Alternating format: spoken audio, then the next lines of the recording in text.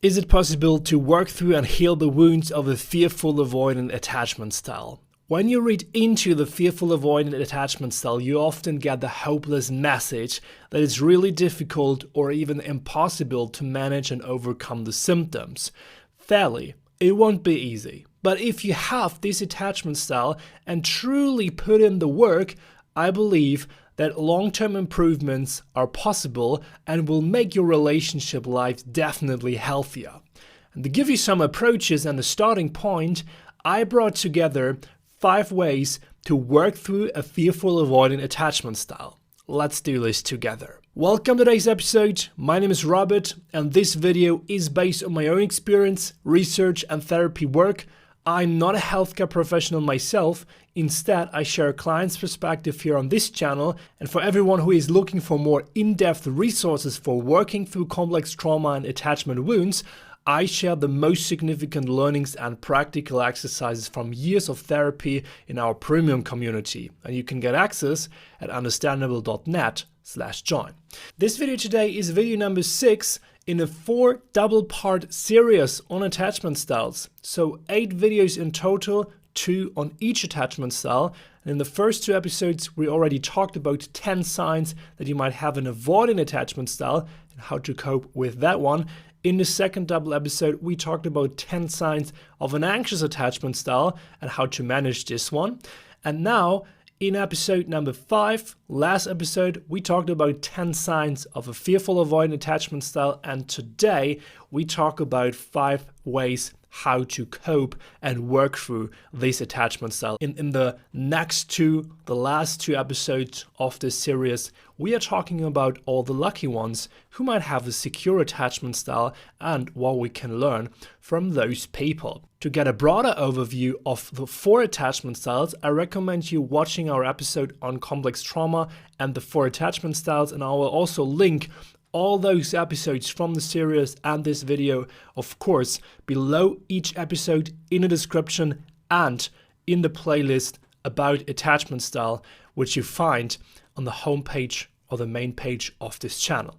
In case you identified as a fearful avoidant person through the last episode or through other videos on YouTube, first, all I want to say is that you're not alone in this healing journey. There are a ton of people in this healing journey together, and I read a lot of experiences on the internet that show that working through a fearful avoidant attachment style is definitely possible. And I want to start today's episode with some stories from other people who also made it, like this person, for example. I started seeing my therapist in mid-2018. I'm leaps and bounds ahead of where I used to be, but I still have a long way to go. It's not a linear journey, and I've accepted that it will take however long it will take for me, but I also get excited about leveling up and testing about my new skills. What a beautiful, beautiful experience here from that person. And we have another one. It's been about 3 years for me since I started therapy, was sufficiently healing after 2 years of intense work to be in a relationship, but it's ongoing and slowly gets better. I currently fall well into secure on my attachment tests, but fearful avoidant, dismissive avoidant thoughts and actions generally show up when I'm feeling low or have random triggers. It's different for everyone though. It takes a lot of work and focus and honesty with yourself. I would advise you to put your life on hold and wait around for this person. Live your life, and if it's meant to be, it will happen. If not, well, you didn't sit around waiting. And I also like this very last honest comment here from another person who wrote, "It will take as long as it takes to heal, really. Watching YouTube videos and reading Attached, a book here, is the one thing. Going to therapy, being 100% brutally self-aware, holding yourself accountable for your half of every relationship's health, and suffering the horrors of all your attachment patterning going haywire without resorting to maladaptive behaviors is another thing. You will probably always be fearful avoidant or insecurely attached, but with knowledge and practice, you can absolutely relate to others very much as a secure." So what can we learn from these experiences? Recovering from the wounds of a fearful avoidant, but also from an avoidant or anxious attachment style is possible if we put in honest and brutal work. Yes, there probably will always be some part of us which will remain and come out in weak moments, but that doesn't mean that we can't make a ton of progress. Feeling better and living healthier relationships is an option if we decide to work really hard on ourselves. And now let's have a look how to do that as a disorganized / fearful avoidant person. Here's approach number 1. Re-regulating the dysregulated nervous system. The central nervous system of a fearful avoidant is constantly triggered, and this state is linked to the experience of extreme emotional highs and lows, often shifting between anxious activation, so seeking closeness and needing to be close to someone, and avoidant deactivation, pushing people away. This way, according to, for example, Polyvagal theory here, you're constantly switching between the flight, fight, and freeze mode. And when we have a look at the Polyvagal model, we can see how that actually works. Usually, we should be in the social engagement state, in the so-called ventral vagal state, according to that theory. And there are different theories on the central nervous system as well, of course. But let's assume that there is a regulated state for all of us that we are usually in, especially for most of us who are avoidant or fearful avoidant when we are alone, when we are isolating, we are in that calm state. Usually we also should be, for the majority of our time, within our relationships, also intimate relationships, but this is actually not true for many fearful avoidants, because then within a relationship, especially when there is conflict and there are triggers, we get into that fight or flight mode usually, or into the freeze state. Now the flight mode is when we experience panic, when we just want to rush away, when we want to escape the relationship. That's the flight mode. It's a dysregulated state of the nervous system, as well as the fight mode, where we feel triggered, where we feel attacked, where we feel that we need to protect ourselves. And if that's not working well for us, we can also dissociate into that freeze state, shut down, feeling helplessness, feeling depressed, numb, and hopeless or full of shame. Those are dysregulated states that usually are great to be regulated in order to calm down our nervous system, and are definitely a part of recovering from a fearful avoidant attachment style. Now, I also made a full episode about the polyvagal theory. If you want to check that out, link that up here and in the description below. And healing this dysregulation always starts with learning to self-regulate and getting back to that calm state. So emotions then don't feel as overwhelming and self-consuming anymore. You can use various re-regulation techniques as a fearful avoidant, such as mindfulness towards your avoidant and anxious tendencies, but as well as somatic work like EMDR, or for example, caressing yourself. Honestly, for me, that helps a lot. Or also co-regulation, that you can learn to soothe from safe people rather from just shutting down or acting out. We also have a free full workbook with tons and tons of re-regulation resources, skills, and tools that I personally also collected during my therapy sessions. So it's a practical, free manual with everything you need to re-regulate your nervous system and connect with your sense of self again. You can download it for free at understandable.net/book. Second link in the description below. And now let's talk about approach number 2, which is integrating the anxious and avoidant shadows. Now, shortly, what is shadow work? Like I explained in the last episode, shadow work also originates from Carl Gustav Jung's work. It's an exploration and integration of unconscious, so often repressed and hidden parts of ourselves, and it often helps with repressed emotions, fears, and desires. The goal of shadow work is usually to achieve personal growth for an anxiously fearful, avoidant, attached person. I also made a full episode about shadow work, which I will link to you below this episode as well, and up here if you want to check this out. Highly recommend it. Now, for fearful avoidance, the task of shadow work is to bring together the opposite forces which are inside you.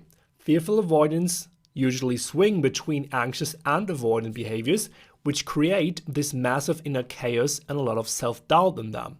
And for them, healing therefore means recognizing, accepting, and integrating both sides instead of suppressing or fighting them. In practice, that means, number one, notice when you switch between those two attachment modes. To do that, you can also keep a trigger journal. In this journal, you can write down moments when you feel either needy and anxious, for example, when you want reassurance, or when you feel detached and avoidant, when you tend to push people away. Also, while doing so, pay attention to your body sensations. Is there the anxiety mode activated? Do you have a tight chest, racing thoughts, or an urgency to reach out? Well, then just observe this. Or is the avoidance mode activated? Do you feel numb? Do you feel disinterest in yourself towards the person you're dating or your partner? Do you feel irritation or desire for more space? Then also write down these things and reflect on them. Identify what triggered the shift between those two modes in you. Did someone take longer to respond, for example? Or did intimacy towards a person feel as too much? Also, write that down. And then number two, create a middle ground response here, instead of reacting from one extreme or the other extreme. When you feel anxiously activated, you can, for example, instead of seeking instant validation from the other person, pause and self-soothe first. For example, through the re-regulation tools that I gave you in our free workbook in approach number 1. When you feel avoidantly deactivated, on the other hand, instead of shutting down, try a small act of connection here. For example, a short check-in with that person or expressing a small feeling to your partner or the person you're dating. That's often really helpful to get back into that feeling of connection. You can also ask yourself, am I responding from my anxious side or from my avoidant side right now? Or am I able to self-regulate and actually respond out of my adult and clear self?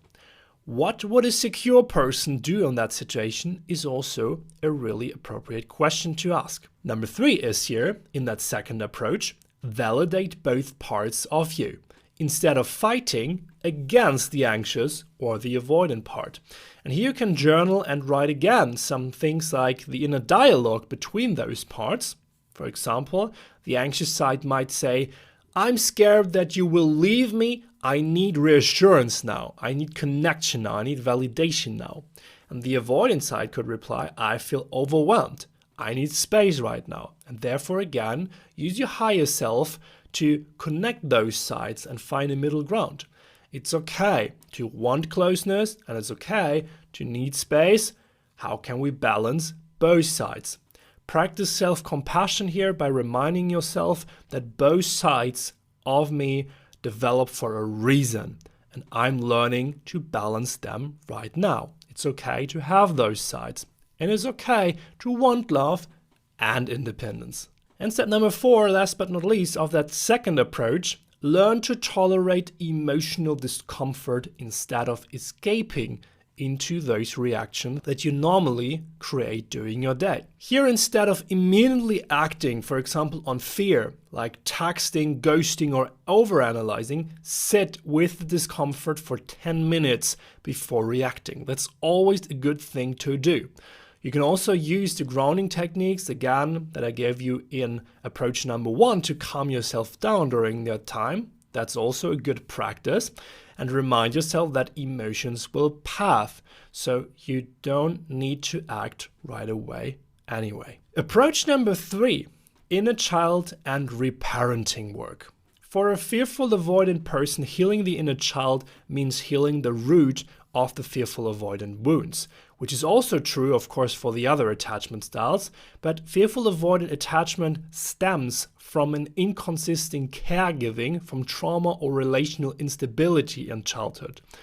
Now, in the concept of inner child's work, which also goes back to the work of Carl Gustav Jung's concept of the child archetype, your inner child carries the original wounds, so healing involves learning to self-soothe, to self-validate and create that feeling of internal safety that you longed for so many years. What does it mean in practice? Here are some practical steps again. Number 1 is to identify your inner child's core fears. And here you can use your journal again. Reflect on childhood experiences where you felt, for example, abandoned. Is no one there for me? Engulfed. Do I lose myself in relationships? Unworthy. Do I have to work to earn love?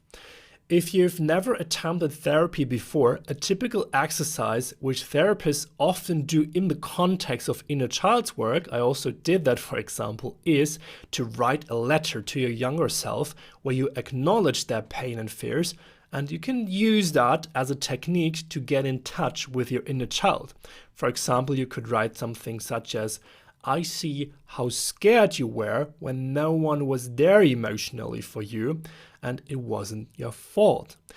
This way you can also, address finally all those pains and all those feelings of not being seen, not being heard in that child, and it gives you a real big sense of relief when you do that. Number 2 is to become the parent of the inner child that the child needed for so long. And this is a very important step in the reparenting process. Now, when you are triggered, for example, within an acute relationship situation, you can pause and ask, what does my inner child need right now? Soothing or reassurance, for example. Am I reacting as the scared child or as the secure adult? Self-soothing techniques for this process are, for example, to speak kindly to yourself as if you were comforting yourself as a child. For example, it's okay to feel anxious. I'm here for you now. And this way you see, okay, there is a higher protective adult who is holding me, who is caring for me, who's loving me, and who's protecting me. That's very important.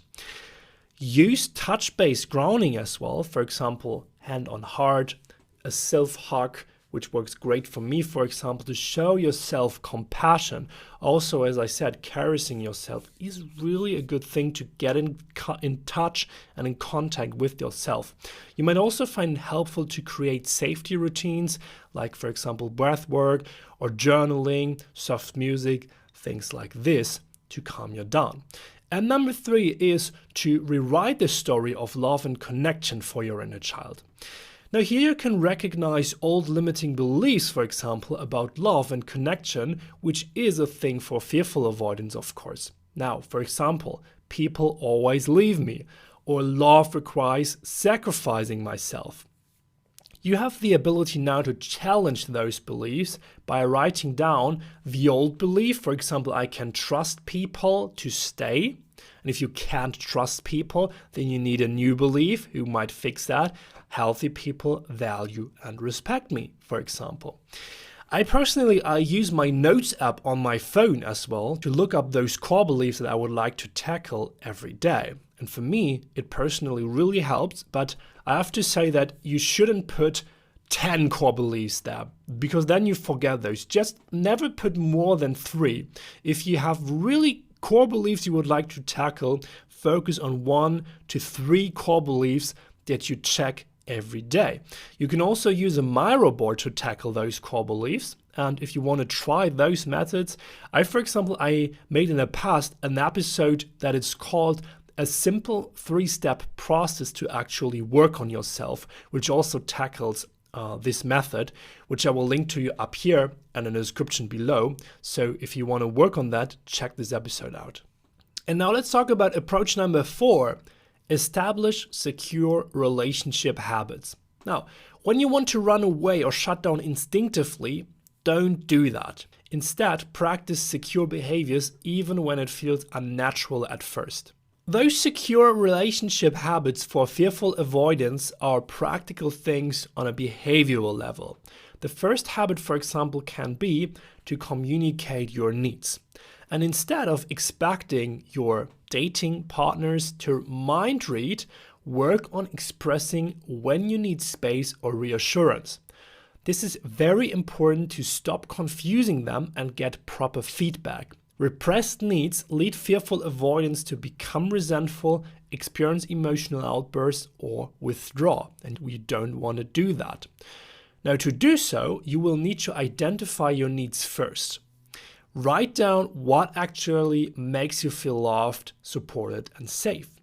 And also use direct and clear statements in the communication of your needs. So instead of hinting or assuming your partner should, just say, I feel disconnected when we don't check in daily. Can we make time for that? This way you will gain confidence in the communication of your needs. Another habit can be the expression of emotions. And this is very important because fearful avoidants tend to either bottle up emotions like an avoidant does, or explode emotionally like the anxious person. Expressing emotions in a balanced, regulated way helps to build trust in relationships and reduces emotional whiplash. But be patient here, because this needs a lot of practice for sure.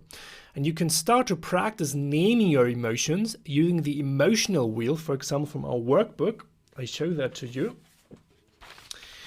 So this is the emotion wheel, which we also have as a free download in the workbook. And if you want to practice this in your daily life, I put some dots here next to the emotions I'm feeling. And this is a really good exercise that you can do throughout the day. You can stop during different times of your day, just feel inside, okay, what am I feeling right now? And then put a dot there. It helps tremendously to get clearer about what you're actually feeling. And if you want to, then in the next step, you can also to practice communicating your emotions. That's the next step then. And to do that, you can also use again, I feel statements instead of blaming. So instead of saying, you don't care about me, you could try, I feel unheard when we don't talk about important things, and then also clarify what's important to you. You can also practice to express emotions in real time. Fearful avoidants often suppress emotions until they boil over. So instead of waiting, practice small moments of honesty, like, honestly, I feel anxious when I don't hear from you. Or honestly, I need a moment to process before we continue this conversation. And last but not least, number 3 is to set boundaries as also a practice for healthier relationships. Now, protecting your energy without pushing people away is the key term here. Fearful avoidants often swing between weak and rigid when it comes to boundaries. And giving too much in relationships and then shutting down to protect themselves is what they often do. Learning to set healthy boundaries, consistent boundaries, then stops this cycle. And to work on that, firstly, recognize where you overextend in your relationships. You can ask yourself, where do I say yes when I actually want to say no? Or where do I allow things that make me feel drained or uncomfortable? Use simple and clear boundaries here. I need time alone now after work before socializing, for example. I'm not comfortable discussing this topic right now because I don't have the capacity. I appreciate your input, but I need to make this decision myself. And very important, because there is usually a lot of shame in insecurely attached people around setting boundaries, hold the boundary without guilt. Very difficult, but it's worth practicing. Now, fearful avoidants fear rejection or for having boundaries, but a healthy relationship usually respects them. So remind yourself, setting boundaries doesn't push people away. It helps me stay connected without resentment. To practice these 3 things, you can also attend our premium courses and classes in our community, because in the community, I share everything that I learned while working with 3 different therapists on trauma and attachment wounds, and I put that into more than 30 video courses and practical exercises from therapy. So a guided step-by-step path to learn how to feel and express emotions, how to communicate needs on level 3, and to set healthier boundaries on level 4, and therefore build trust and self-worth on level 5 and 6. You can join our community, understandable.net/join, get access today to the community and all the online courses on all those levels. Now let's talk about approach number 5, practicing safe, secure connections.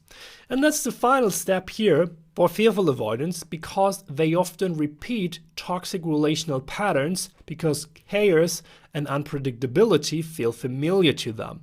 So this attachment wound, like the others, has its origin in relational trauma, which can, in my opinion, only be fixed through relationships, through healthy and secure relationships. Now, through practicing safe and secure connections, your goal may be to rewire your brain to experience safe, steady love, even when it feels boring in a way at first. So no drama, no roller coaster, just stability and mostly harmony. And a disclaimer here, that's very unfamiliar for insecurely attached person. This is why it might appear boring at first. How to practice that? Well, seek out secure people at first, whether in friendships or in mentorships or romantic partnerships. Look for those who offer consistent, stable, and emotional available support. The more secure you will become yourself through those relationships, the more you will attract those secure people over time.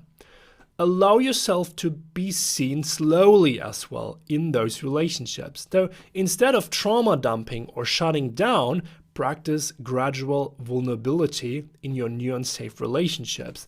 And also reframe boredom as stability here. It's not boring, it's stable, it's secure. This is very important. If a secure relationship feels boring, remind yourself that safety feels foreign, which is absolutely normal in the beginning. And by the way, we also have a course on our platform to find the right people. Just want to acknowledge that, so check that out. And if you attain secure relationships now, and this security and safety in those relationships might feel weird to you at this point, in the next 2 episodes, which will be, by the way, the last 2 episodes of this series, we will also make a deep dive into secure attachment and relationships and see what we can learn from people who are the lucky ones. Now, are you in therapy right now to work through that fearful avoidant attachment style? Or do you think those 5 ways could be helpful and a good starting point? Definitely. Give me some feedback in the comments. And if you want to support this podcast, leave a 5-star review on Apple Podcasts or Spotify. Subscribe to the channel, and I see and speak to you next time for another episode here on the channel. Have a great day.